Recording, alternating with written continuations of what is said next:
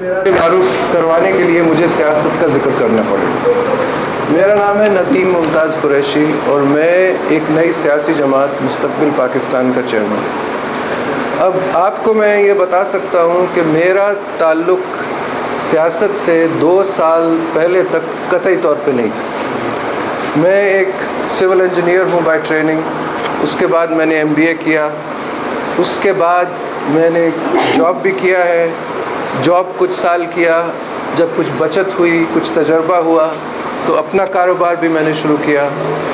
मेरा जो करियर है बिज़नेस का, आप समझें वो कोई 31 साल का है।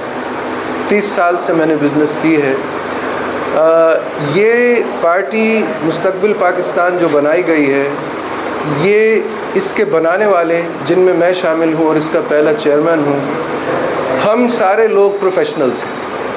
मेरा तो आपने सुन ही लिया कि मेरा पस मंज़र क्या है। इसके अलावा जो मेरे साथी हैं उनमें से कोई अकाउंटेंट हैं, चार्टर्ड अकाउंटेंट का काम कर रहे हैं किसी बड़ी फर्म में, या कोई बैंकर हैं, या कोई इंजीनियर्स भी हैं, प्रोफेसर्स हैं कुछ यूनिवर्सिटीज़ में।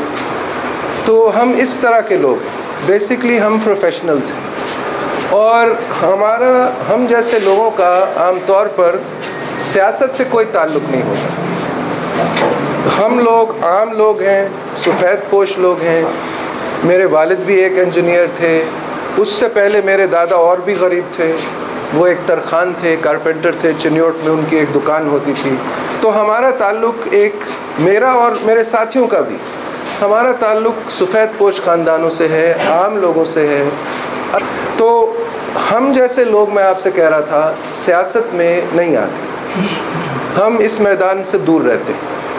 और हमारा जो ये सोच है या ख़्याल है कि हम सियासत से दूर रहें, एक लिहाज से ये समझ भी आता है। और वो इसलिए क्योंकि हमारे मुल्क में बदकिस्मती से सियासत का जो मैदान है उसका ताल्लुक़ बदमाशी, चोरी, डाके से हो गया है। और जो अच्छे लोग हैं माशरे में, जो लिखे पढ़े हैं, जो दयानतदार हैं, जो प्रोफेशनल हैं, जो मुखलिस हैं, वो कहते हैं कि हम इस मैदान में आके क्या करें। हमारे वालिदैन ने, ना हमारी एजुकेशनल इंस्टीट्यूशंस ने हमें चोरी नहीं सिखाई, हमें डाका नहीं सिखाया, हमें बदमाशी नहीं सिखाई, हमें झूठ बोलना नहीं सिखाया। हम इस मैदान में तो आके क्या करेंगे? क्या करेंगे हम इन चोरों और डाकुओं और लुटेरों के साथ, जो कि बदकिस्मती से आज हमारे सियासी मैदान में बैठे हुए हैं और हावी हैं, हम इनसे टक्कर कैसे लें? तो एक लिहाज से हमारी ये सोच समझ भी आती है, इसमें एक मंतिक है, इसमें एक आप समझे सच्चाई है। लेकिन इस सोच में एक मसला है।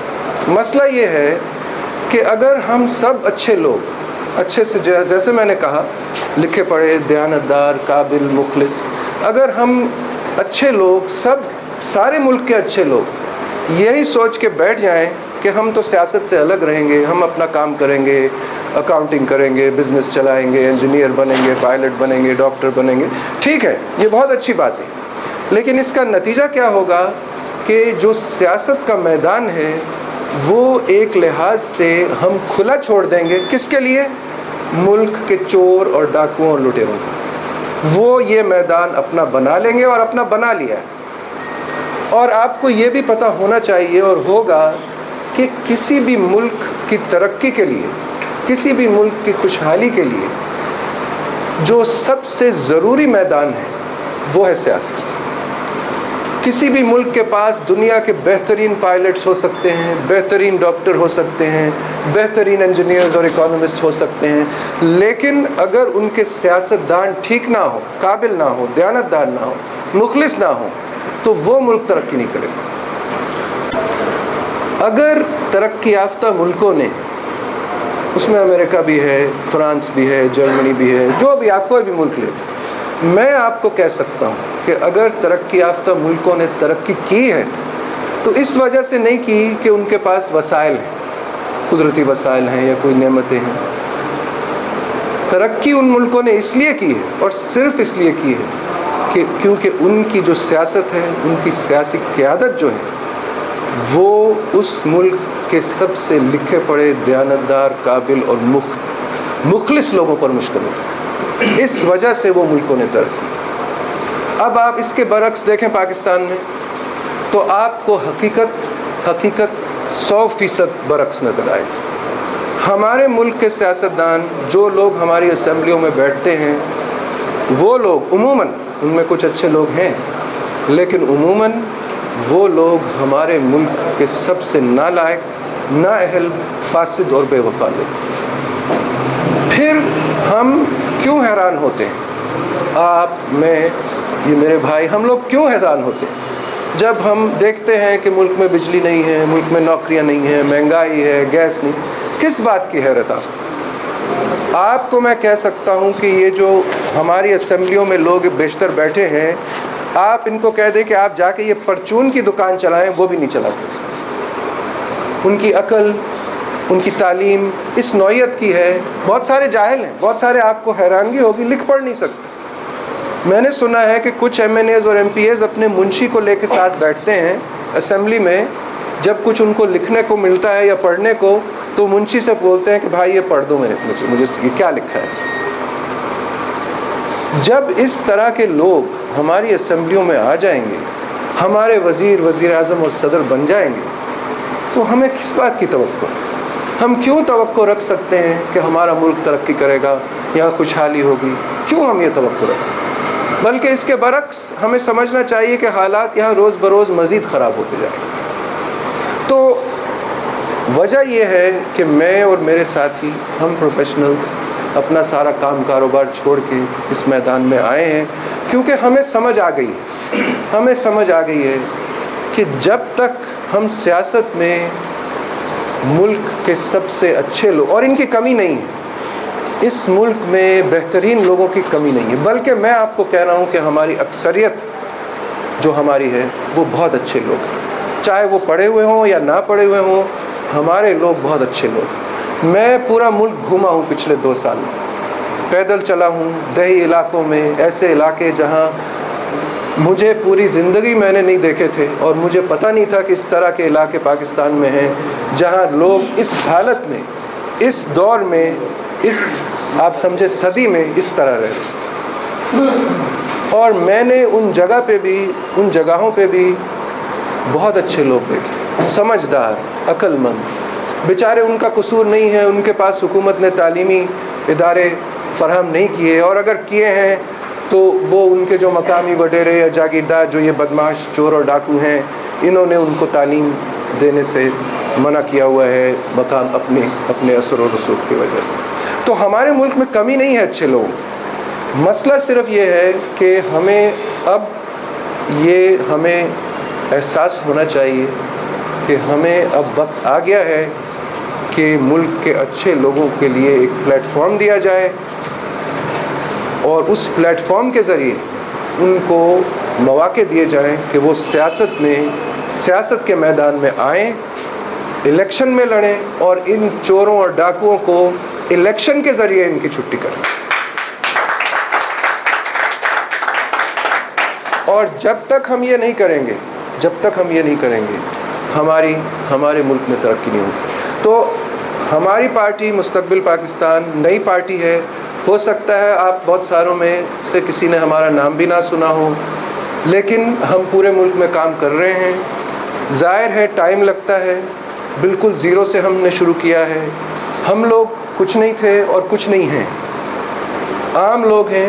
ہم کوئی بڑے کرکٹ سٹار نہیں تھے، کوئی بڑے صنعت کار نہیں ہیں، ہم کوئی بڑے اداکار نہیں ہیں کہ فوری طور پہ ہم سیاست میں آئیں اور ہماری پہچان ہو جائے. ایسے نہیں ہیں. ہمیں گراس روٹ سے کام شروع کرنا پڑا ہے، گلیوں سے، یو سی سے. ابھی بھی میں ایک یہاں قریبی یو سی میں ایک دفتر کھول کے آیا ہوں، افتتاح کر کے آیا ہوں، جہاں میں نے ایک سیڑھی پہ کھڑے ہو کے مقامی لوگوں سے تقریباً یہی باتیں کی ہیں جو میں نے آپ سے کی. تو یہ ہمارا کام جاری ہے. آج نہیں تو کل انشاءاللہ آپ ہمارے بارے میں سنیں گے، اور اللہ تعالیٰ نے توفیق. ہماری نیت صاف ہے. ہم اس میدان میں ضرورت کی وجہ سے نہیں آئے، ہم ایک مجبوری کی وجہ سے آئے. اور مجبوری یہ ہے کہ اب ہم سے گوارا نہیں ہوا کہ ہم گھر میں بیٹھیں، آرام سے بیٹھیں، اپنے اے سی کے گھر میں ٹی وی دیکھیں، آرام کریں، جب چور اور ڈاکو اور لٹیرے ملک کو لوٹ رہے. ہم سے گھر نہیں بیٹھے، تو اس ہم یہاں نہیں.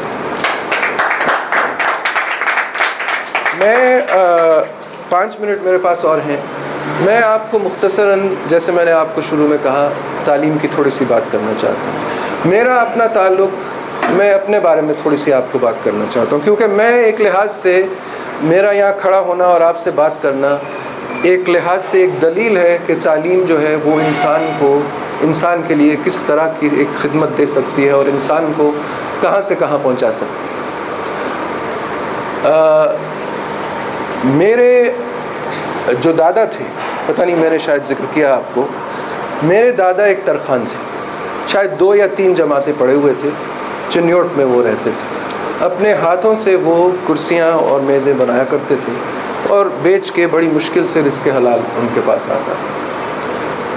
نہایت ہی غربت کا زمانہ تھا، لیکن ان کو ایک بات کا احساس تھا میرے دادا کو کہ تعلیم کی اہمیت بچوں کے لیے اور انسان کے لیے کتنی زیادہ ہوتی ہے. تو اس لیے محدود آمدنی کے باوجود، غربت کے باوجود، انہوں نے بڑی محنت اور مشقت سے میرے والد کو پڑھایا. میرے والد صاحب کو اسکول بھیجا، کالج بھیجا، یونیورسٹی بھیجا، اور والد صاحب لکھ پڑھ گئے، انجینئر بن گئے. اور انجینئر بنے تو انہیں ایک نوکری اچھی مل گئی، نوکری اچھی ملی تو تنخواہ اچھی لگ گئی ان کی. اور اس تعلیم کی وجہ سے یہ چھوٹے سے نہایت ہی غریب خاندان کی تقدیر بدل گئی. تعلیم نے یہ کیا، تعلیم نے. اور کسی نہ ہمارے کوئی، نہ وڈیرے تھے ہم، نہ جاگیردار تھے، نہ زمین تھی، نہ کچھ نہیں تھی، نہ جائیداد تھی. تعلیم نے ہمیں زمین سے اٹھایا. اور کیونکہ میرے والد کو یہ احساس ہوا تھا، کیونکہ وہ خود یہ دیکھ چکے تھے، ان کا اپنا تجربہ تھا کہ وہ مٹی میں قمیص کے بغیر بچپن میں چپلیوں کے بغیر کھیلا کرتے تھے. کیونکہ یہ نہیں کہ وہ اس لیے کہ ان کو شوق تھا، اس لیے کہ وہ یہ چیزیں خرید نہیں پاتے. ان کو کہاں سے کہاں صرف اس تعلیم نے پہنچا.